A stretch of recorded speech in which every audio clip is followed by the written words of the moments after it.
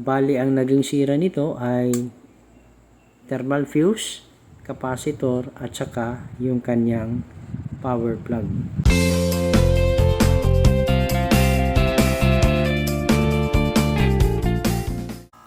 Magandang araw sa ating lahat. Ito, may gagawin tayo, isang electric fan. Sabi ng may-ari, hindi raw umiikot ang LEC. Gagawin natin dito ay sukatin natin yung resistance ng electric fan mula dito sa kanyang power plug. Ilagay ang dalawang test rod doon sa dalawang blade prong ng ating power plug. Gamit po tayo ng analog tester na nakaset sa times 10. Pihitin po natin ang control switch sa number 1. Wala po tayong pointer deflection na nakita mula sa analog multimeter. Ganon din sa number 2 at saka sa number 3. Base sa aking experience, pag ganong mga sira, ang automatic na tinitingnan ko ay yung kanyang thermal fuse. Yan po ang kadalasang napuputol pag ganyang walang resistance mula sa power plug. So, ituro ko po, ayan po yung thermal fuse. Yan po ang papalitan natin dahil yan po ay sira na. At kung magpapalit naman po tayo ng thermal fuse, tingnan na rin po natin itong kanyang capacitor. Dahil ang kadalasan yan, pag nasisira ang thermal fuse, automatic sira na rin yung capacitor. Gagawin natin dito ay puputulin na lang natin yung connection ng thermal fuse dito sa isang wire na nagmula sa power plug. Yan po yung common wire. Tapos yung isa namang wire na pinutol, yan po ay nakakonekta doon sa fan motor. Ginawa natin yon para hindi na po tayo magbaklas ng fan motor. So ginagawa ko dito ay binabalatan ko yung common wire na yung kadugtong niyan ay doon sa plug. Tapos ito naman, itong kulay black na wire, yan po ay nakakonekta sa fan motor. Ngayon, ang gagawin natin ay pagdidikitin muna natin sila. Tapos susukatin natin kung magkakaroon ba ng resistance mula doon sa plug. Nilagay natin ang dalawang test rod doon sa power plug, tapos pinihit natin yung control switch. Wala po tayong nakita na pointer deflection. So, ang gagawin natin dito ay itetest natin ang continuity mula dito sa power plug papunta doon sa control switch. Ayan na po, tinitesting na po natin mula dito sa power plug papuntang control switch. Wala po tayong nakita na pointer deflection.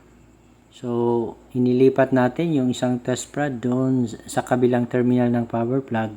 Tapos, yung isa namang test rod ay itinatapat natin o dinidikit doon sa my control switch. Wala pa rin tayong needle pointer deflection.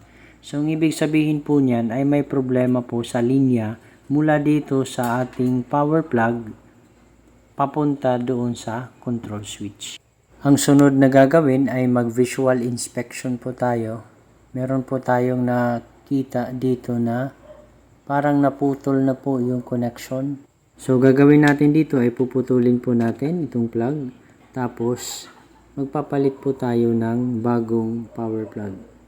At para po makumpirma natin na yung problema lang talaga ay doon sa may plug. So, gagawin natin dito ay babalatan muna natin ng insulation itong kulay black at saka white na wire. Tapos po niyan ay susukatin po natin ang continuity mula dito papunta doon sa control switch. So, nakaset po tayo sa times 10. Inilagay po natin ang black test rod. Actually, pwede po yan magkabaliktad. So, inilagay po natin yung isang test rod doon sa kulay white na wire. Tapos, yung isa namang test rod ay ilalagay doon sa my control switch. Tingnan po natin. Ayan po, nagkaroon po tayo ng continuity. So, ibig sabihin, buo po yung wire na kulay white papunta doon sa control switch. Ngayon, ilipat naman natin yung isang test rod doon sa kulay black na wire. Tapos, tingnan natin kung meron yang continuity dito sa ating control switch. Meron naman po tayong nakita na pointer deflection. So, ibig sabihin, yung problema lang talaga nito ay itong power plug. Mamaya na po natin ikabit yung power plug. Sukatin muna natin itong 2 microfarads na capacitor. Ayan po, sinusukat po natin dito. Meron lang po tayong nasukat na 1.476 microfarads. Yan po ay mababa na value ng capacitor. So, ito na po yung ipinalit natin, yung 2 microfarads. Sukatin natin yung capacitance. Meron po tayong nasukat na 2.054 microfarad.